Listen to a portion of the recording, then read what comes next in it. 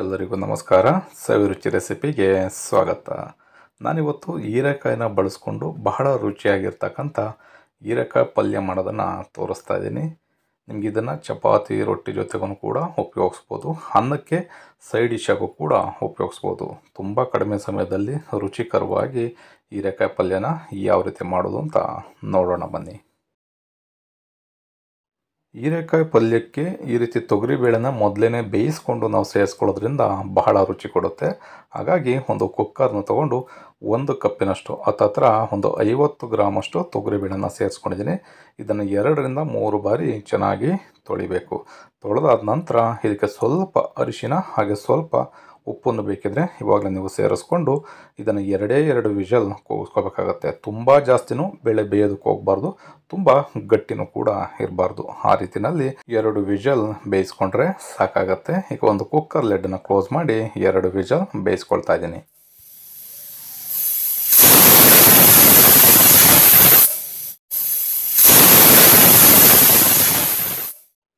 ಎರಡು ವಿಷಲ್ ಆಗಿದೆ. ಕುಕ್ಕರ್ ಕಂಪ್ಲೀಟಾಗಿ ತಣ್ಣಗಾದ ಮೇಲೆ ಆ ಏರೆಲ್ಲ ಹೋಗಬೇಕು. ಆವಾಗ ವಿಷಲ್ನ ತೆಗೆದು ಕುಕ್ಕರ್ ಲಿಡ್ಡನ್ನು ಓಪನ್ ಮಾಡಬೇಕಾಗತ್ತೆ. ನೋಡ್ಬೋದು ಎಷ್ಟು ಸಖತ್ತಾಗಿ ಬೇಳೆನೂ ಕೂಡ ಬೆಂದಿದೆ ಅಂತ. ತುಂಬ ಜಾಸ್ತಿನೂ ಬೇಯಿಸೋದಕ್ಕೆ ಹೋಗಬಾರ್ದು, ಆಗಲೇ ಹೇಳಿದಾಗೆ ತುಂಬ ಜಾಸ್ತಿನೂ ಗಟ್ಟಿನೂ ಕೂಡ ಇರಬಾರ್ದು. ಅದಕ್ಕೆ ಬೇಯಿಸ್ಕೊಂಡ್ರೆ ಸಾಕಾಗತ್ತೆ. ಈಗ ನೀರನ್ನು ನಾವು ಸಪ್ರೇಟ್ ಮಾಡಿಕೊಂಡು ಬೇಳೆನ ಸಪ್ರೇಟ್ ಮಾಡ್ಕೊಳ್ಳೋಣ. ಈಗ ಒಂದು ಫ್ರೈ ಪ್ಯಾನ್ನ ತೊಗೊಂಡು 3 ಟೇಬಲ್ ಸ್ಪೂನಷ್ಟು ಎಣ್ಣೆನ ಸೇರಿಸ್ಕೊಂಡಿದ್ದೀನಿ. ಎಣ್ಣೆ ಚೆನ್ನಾಗಿ ಬಿಸಿ ಆದಮೇಲೆ ಅರ್ಧ ಟೀ ಸ್ಪೂನು ಸಾಸಿವೆ, ಅರ್ಧ ಟೀ ಸ್ಪೂನು ಜೀರಿಗೆ, ಹಾಗೆ ಒಂದು 3 ಹಸಿಮೆಣ್ಸಿಕಾಯನ್ನ ಮಧ್ಯಕ್ಕೆ ಸೀಳಿ ಸೇರಿಸ್ಕೊಂಡಿದ್ದೀನಿ. ಹಾಗೆ 2 ಒಣಮೆಣ್ಸಿಕಾಯನ್ನು ಕೂಡ ಸೇರಿಸ್ಕೊಂಡಿದ್ದೀನಿ. ಸ್ವಲ್ಪ ಕರಿಬೇವಿನ ಸೊಪ್ಪು. ಇಷ್ಟು ಪದಾರ್ಥಗಳು ಎಣ್ಣೆಯಲ್ಲಿ ಸ್ವಲ್ಪ ಚೆನ್ನಾಗಿ ಫ್ರೈ ಆಗಬೇಕು. ಒಂದು ಅರ್ಧ ನಿಮಿಷದವರೆಗೂ ಈ ರೀತಿ ಒಗ್ಗರಣೆ ಜೊತೆಯಲ್ಲೇ ಚೆನ್ನಾಗಿ ಫ್ರೈ ಮಾಡ್ಕೊಳ್ಳೋಣ. ಈ ರೀತಿ ಚೆನ್ನಾಗಿ ಫ್ರೈ ಆದಮೇಲೆ ಇದಕ್ಕೆ ನಾನೀಗ 1 ಟೇಬಲ್ ಸ್ಪೂನಷ್ಟು ಕಡಲೆಬೇಳೆನ ಸೇರಿಸ್ಕೊಳ್ತಾ ಇದ್ದೀನಿ. 1 ಸ್ಪೂನ್ ಉದ್ದಿನಬೇಳೆನೂ ಕೂಡ ಸೇರಿಸ್ಕೊಳ್ತಾ ಇದ್ದೀನಿ. ಈ ರೀತಿ ಕಡಲೆಬೇಳೆ ಮತ್ತು ಉದ್ದಿನಬೇಳೆನ ಸೇರಿಸಿ ಆದಮೇಲೆ ಜಾಸ್ತಿ ನಾವು ಎಣ್ಣೆಯಲ್ಲಿ ಬೇಯಿಸೋದಕ್ಕೆ ಹೋಗಬಾರ್ದು. ಜಾಸ್ತಿ ಏನಾದ್ರು ಬೇಯಿಸಿದ್ರೆ ಅದು ತುಂಬ ಗಟ್ಟಿ ಆಗಿಬಿಡುತ್ತೆ, ಕಟಮ್ ಆಗಿಬಿಡುತ್ತೆ. ಹಾಗಾಗಿ ಸ್ವಲ್ಪ ಎಣ್ಣೆಯಲ್ಲಿ ಫ್ರೈ ಮಾಡ್ಕೊಳ್ಳಿ. ಈ ರೀತಿ ಚೆನ್ನಾಗಿ ಫ್ರೈ ಆದಮೇಲೆ ನಾವು ಇದಕ್ಕೆ ಹೀರೆಕಾಯಿನ ಸಣ್ಣದಾಗಿ ಕಟ್ ಮಾಡಿಕೊಂಡು ಸೇರಿಸ್ಕೋಬೇಕಾಗತ್ತೆ. ನಾನಿಲ್ಲಿ ಒಂದು ಅರ್ಧ ಕೆಜಿಯಷ್ಟು ಹೀರೆಕಾಯಿನ ತೊಗೊಂಡು ಈ ರೀತಿ ಮೇಲ್ಗಡೆ ಸಿಪ್ಪೆನ ಎರೆದು ಈ ರೀತಿ ಚಿಕ್ಕ ಚಿಕ್ಕ ಪೀಸಸ್ಗಳಾಗಿ ಕಟ್ ಮಾಡ್ಕೊಂಡಿದ್ದೀನಿ. ನೀವು ಬೇಕಿದ್ರೆ ಇನ್ನೂ ಸ್ವಲ್ಪ ದಪ್ಪನಾಗಿನೇ ಬೇಕಾದರೆ ಕಟ್ ಮಾಡ್ಕೋಬೋದು. ಪಲ್ಯಕ್ಕೆ ನಿಮಗೆ ಸಣ್ಣಗಿದ್ರೇ ಉಪ್ಪು ಖಾರ ಎಲ್ಲ ಚೆನ್ನಾಗಿ ಹಿಡಿಯುತ್ತೆ. ಹಾಗಾಗಿ ನಾನು ಚಿಕ್ಕದಾಗಿ ಕಟ್ ಮಾಡ್ಕೊಂಡಿದ್ದೀನಿ. ರುಚಿಗೆ ತಕ್ಕಷ್ಟು ಉಪ್ಪನ್ನು ಕೂಡ ನಾವು ಇವಾಗಲೇ ಸೇರಿಸ್ಕೋಬೇಕು. ಈ ರೀತಿ ಸೇರಿಸಿ ಚೆನ್ನಾಗಿ ನಾವು ಆ ಒಗ್ಗರಣೆ ಪದಾರ್ಥಗಳ ಜೊತೆಯಲ್ಲಿ ಹೀರೆಕಾಯಿ ಬೆರಿಬೇಕು. ಆ ರೀತಿ ಮಿಕ್ಸ್ ಮಾಡ್ಕೊಳ್ಳಿ. ಇದಕ್ಕೆ ಯಾವುದೇ ರೀತಿ ನೀರನ್ನು ಬಳಸೋದಕ್ಕೆ ಹೋಗಬಾರ್ದು. ಈ ರೀತಿ ಮಿಕ್ಸ್ ಮಾಡಿಕೊಂಡು ಒಂದು ಲಿಡ್ಡನ್ನು ಕ್ಲೋಸ್ ಮಾಡಿ, ಪ್ಲೇಟು ಅಥವಾ ಒಂದು ಲಿಡ್ಡನ್ನು ಕ್ಲೋಸ್ ಮಾಡಿ 2ರಿಂದ 3 ನಿಮಿಷ ಮೀಡಿಯಮ್ ಉರಿನಲ್ಲೇ ಬೇಯಿಸ್ಕೊಳ್ಳಿ. ತುಂಬ ಜಾಸ್ತಿ ಉರಿನೂ ಬೇಡ.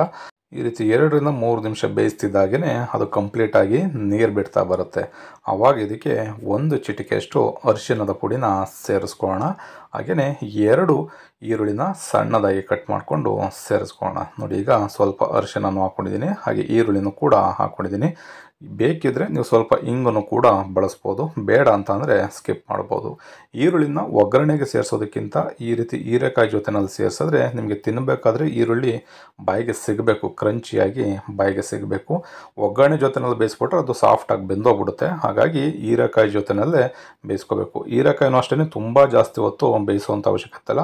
ಈ ರೀತಿ ಈರುಳ್ಳಿನ ಸೇರಿಸಿ ಆದಮೇಲೆ ಮತ್ತೆ ಒಂದು 2ರಿಂದ 3 ನಿಮಿಷ ಬೇಯಿಸ್ಕೊಂಡ್ರೆ ಹೀರೆಕಾಯಿ ಆಲ್ಮೋಸ್ಟ್ ನಿಮಗೆ ಬೆಂದ್ಬಿಡುತ್ತೆ. ಇವಾಗ ಲಿಡ್ಡನ್ನು ಕ್ಲೋಸ್ ಮಾಡಿ ಮತ್ತೆ ನಾನು ಒಂದು 2ರಿಂದ 3 ನಿಮಿಷ ಬೇಯಿಸ್ಕೊಳ್ತಾ ಇದ್ದೀನಿ. ನೋಡ್ಬೋದು, ಹೀರೆಕಾಯಿ ಈರುಳ್ಳಿ ಎಲ್ಲ ಪರ್ಫೆಕ್ಟಾಗಿ ಬೆಂದಿದೆ. ತುಂಬ ಜಾಸ್ತಿ ಬೇಯಿಸ್ಬಿಟ್ರೆ ನಿಮಗೆ ಮೆತ್ತೆ ಆಗ್ಬಿಡುತ್ತೆ, ಮುದ್ದೆ ಥರ ಆಗ್ಬಿಡುತ್ತೆ.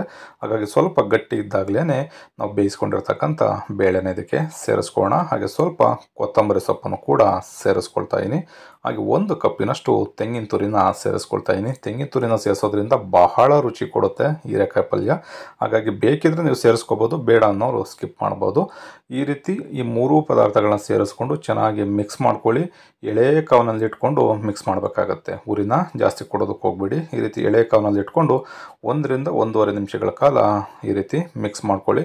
ಮಿಕ್ಸ್ ಮಾಡಿ ಆದಮೇಲೆ ಒಂದು ಪ್ಲೇಟು ಅಥವಾ ಒಂದು ಲಿಡ್ಡನ್ನು ಕ್ಲೋಸ್ ಮಾಡಿ ಸ್ಟವನ್ನು ಕಂಪ್ಲೀಟಾಗಿ ನೀವು ಆಫ್ ಮಾಡಿಕೊಂಡು ಒಂದು 10 ನಿಮಿಷ ಬಿಟ್ಬಿಟ್ರೆ ಹೀರೆಕಾಯಿ ಪಲ್ಯ ತಿನ್ನಲಿಕ್ಕೆ ರೆಡಿ ಆಗುತ್ತೆ.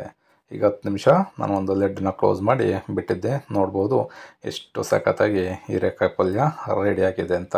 ಇದೇ ವಿಧಾನದಲ್ಲಿ ಸಿಂಪಲ್ಲಾಗಿ ನೀವು ಮಾಡ್ಕೋಬೋದು. ನಾನು ಆಗಲೇ ಹೇಳ್ದಾಗೆ ಅನ್ನಕ್ಕೆ ಸೈಡ್ ಡಿಶ್ ಆಗು ಕೂಡ ನೀವು ಮಾಡ್ಕೋಬೋದು. ಅನ್ನ ಮುದ್ದೆನ ಮಾಡಿದಾಗ ಅಥವಾ ಚಪಾತಿ ರೊಟ್ಟಿ ಪೂರಿ ಜೊತೆಗೂ ಕೂಡ ಸೈಡ್ ಡಿಶ್ ಆಗಿ ಮಾಡ್ಕೋಬೋದು. ಈ ರೆಸಿಪಿ ನಿಮಗೆ ಇಷ್ಟ ಆಯಿತು ಅಂತ ಅಂದ್ಕೊಳ್ತೀನಿ. ಇಷ್ಟ ಆಗಿದ್ದರೆ ಆದಷ್ಟು ಜನಕ್ಕೆ ಈ ರೆಸಿಪಿನ ಶೇರ್ ಮಾಡಿ.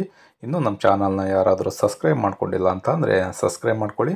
ಪಕ್ಕದಲ್ಲಿರ್ತಕ್ಕಂಥ ಬೆಲ್ ಬಟನ್ನ ಪ್ರೆಸ್ ಮಾಡಿ, ಲೈಕ್ ಮಾಡಿ, ಶೇರ್ ಮಾಡಿ. Thank you.